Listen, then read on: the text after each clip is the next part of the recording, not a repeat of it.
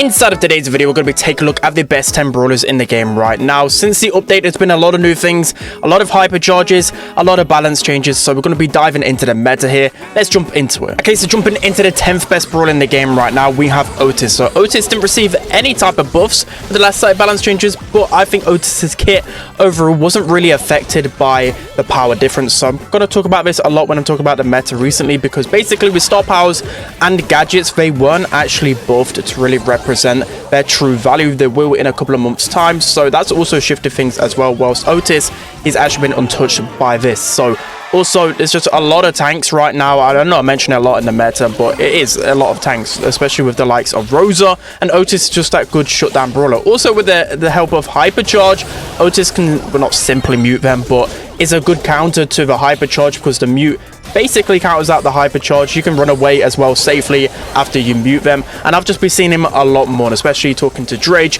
He's been playing a lot more Otis in scrims, looking at the data, because you know when Shelly is banned, because she's pretty strong, Otis fulfills that gap. So Otis is a really good shutdown right now. So quickly, before we discuss the 9th best brawler in the game right now, we're going to talk about a few brawlers that just missed out. So for me, Buster, you'd be very surprised by this one, but I think he's very strong. I think people are really underrating him, especially since the extra gadget gear as well. It's going to help him confirm kills a lot more. He just feels really nice. I think it's just a little bit weird because of all the interactions that kind of change. Well, they're not really changing, but they just look different. People aren't realizing how strong Buster is. The same goes with Rico as well. Might be surprised by this one, but with the extra gadget gear, multiple launcher is just so strong. I'm literally hard carrying so easily when I'm playing in Brawl and some other game modes as well. And there's a lot of maps that have returned that have really helped out Rico, like Hot Potato, for example, or Split in Hot Zone. It's really going to push him back into the competitive meta. Ems is a really good shutdown to a lot of tanks like Rosa, for example, so just missing out the top 10. Stu and Gus as well have been impacted in terms of ladder because there's no Hot Zone, but still in Power League competitive, it should be decent. So now jumping into the 9th best brawler in the game, which is Carl. So Carl, I think he's going to go down a little bit within the rankings, because Carl can really not deal with tanks, especially with Fang coming back in, Buster, and also Rosa. But I had to put him in the top 10 for now, just because he's still really versatile, and especially since the extra gadget gear, Flying Hook has got even more value. So I still feel like he's pretty solid right now. So now jumping into the 8th best brawler in the game right now, we have Nita. So Nita is an absolute menace right now. If you've watched any type of competitive, even before the balances, you've seen Nita even on maps like Canal Grande, because she's an excellent counter to the likes of Shelly, excellent counter to Tara as well, and just overall such a good lane. The other thing about Nita, you can't pick her literally as a first pick unless you're playing like Hot Potato or Pit Stop, because you can still outrange her, but more often than not, she's such a safe pick overall. And if you're just playing ladder, if you play gem grab, Brawl, or heist, you're just going to be able to get so much value with her. And as I said, like Shelly coming back to the meta with hypercharge has just made Nita even better. So next up, as the 7th best brawler in the game right now, I've gone with Byron. So I know you guys are probably going to say I'm overreacting here and reaching, but this is just my kind of prediction, because Byron was played so much in Power League on the final day. Literally, he's been picked everywhere, drafted on those really passive maps. He's really strong in Wipeout / Bounty or any kind of knockout. Brawl Backyard Bowl is back in the Power League rotation, so he's really strong there. And then I started watching scrims, and Byron's been played pretty much everywhere, because he gets his super now. If he missed it, instead of taking 4 shots to your super, it takes 3 shots. And trust me, as one of the Byron mains, I consider myself a Byron main, I feel like that really pushes him back in the meta, because you can cycle so easily, confirm so many kills, and also shut down tanks with the melee style power. I think he's a fantastic option right now. And also in ladder, he's actually popping up a lot as well. So everywhere he's popping up, don't sleep on the Byron.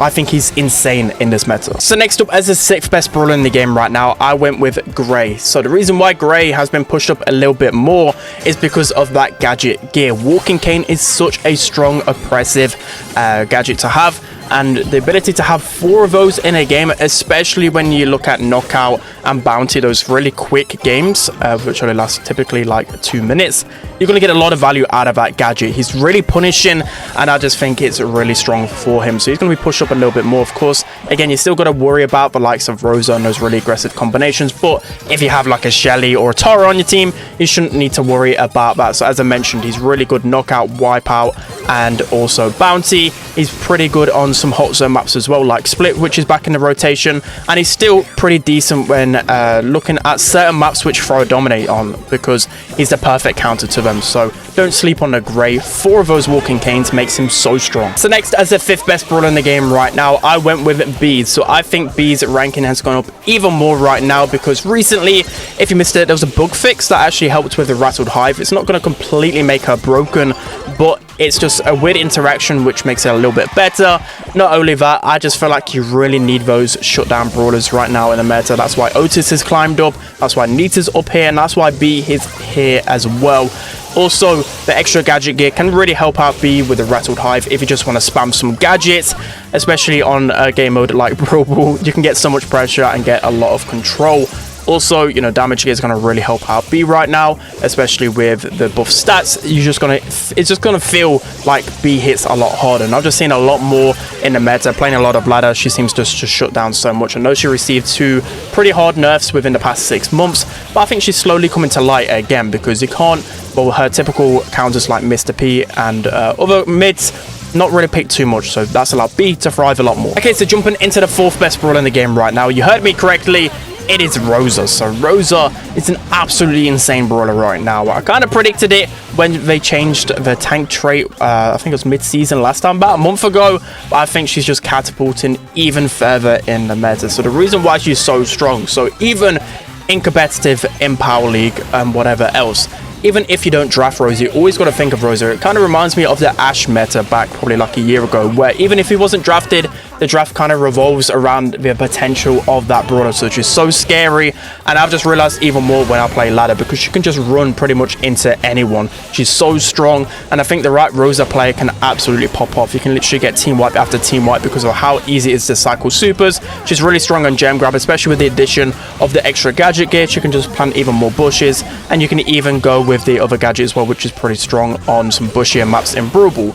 Obviously, she's not really typically the most meta in bounty or the passive game modes, but I still believe you can make it work, especially with the gadget gear. It just makes her so strong and so sneaky in so many scenarios. So next up, as the 3rd best brawler in the game right now, I went with Tara. So Tara got a small HP nerf with the last set of balance changes, but I don't think this really impacted her too much, mainly because Tara is just such a good shutdown. There's not many lanes that would typically beat her. She's a good counter to one of the best brawlers in the game, Shelly, and just overall, I think she's such a strong option in the lane. And the good thing about Tara is that there's a lot of maps right now in the game, you know, typically you won't really see her in like Wipeout, Knockout, or Bounty, for example, but there's a few maps which she's still used in, like Canal Grande. She's used a lot on that map, which typically sharpshooters used to thrive. She's really strong on Infinite Doom, so that's just why she's been pushed up even further in the meta, because the maps just really favor her. Gem Grab Rubble, she's really strong, and also, of course, the addition of the gadget gear. Now you get 4 sets of pets. I know they don't get that additional HP buff, which they should.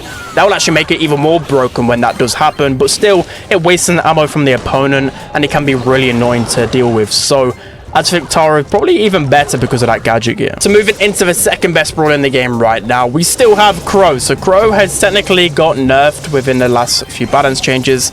Eventually he's got a 10% nerf to his extra toxic star power, but I still feel like if anything he's got stronger, right? Because there's been a few things that have made him even better. Last time it was just a meta around him and other brawlers just getting nerfed, and he just started to go above him, well above the rest. And then now it's the gadget gears. So slowing Toxin, of course, one of the best gadgets in the game. Even though it only slows for 3 seconds, it's just so strong for control. And now you get 4 uses of it. It's just so broken, especially when you're considering the amount of tanks running around, just the amount of aggression. Hypercharge as well, it's one of the best counters to that, because you can just slow a hypercharge brawler because you've got 4 of them, right? It's just so incredibly strong. It's crazy strong right now, and he probably needs a bigger nerf. Okay, so now jumping into the best brawler in the game right now, we have Shelly. So Shelly has returned to the best brawler in the game. Of course, Hypercharge has really helped her out, but I thought about a month ago when she received the nerf with the movement speed going from very fast to fast, I thought that would pretty much kill her, make her like a C, B tier brawler. But even in the competitive meta a couple of weeks ago, she was like the 5th most picked brawler. So now You got to consider the extra gadget with clay pigeons, of course, one of the best gadgets in the game, helping to build up her super even more. That's going to be even more broken. And then, of course, hypercharge. So hypercharge is pretty strong. It's not like game breaking, I would say, right now. You know, some people might think, you know, brawlers like Brawl, for example, should be like the best brawler in the game. They're not.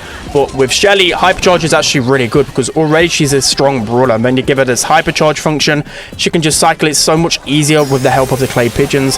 Her super is just even more broken, and I'd say Shell Shock is even more meta now because of his hypercharge, getting so much value with the super. So Shelly, she's back at the top.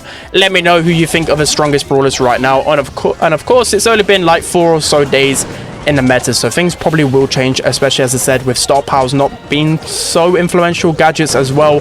Things will probably shift still a lot, and I've got to do a lot of grinding before I go on holiday in like 4 days or so. So hopefully you guys enjoyed this video. Don't forget to like, comment and subscribe, and I'll see you guys next time.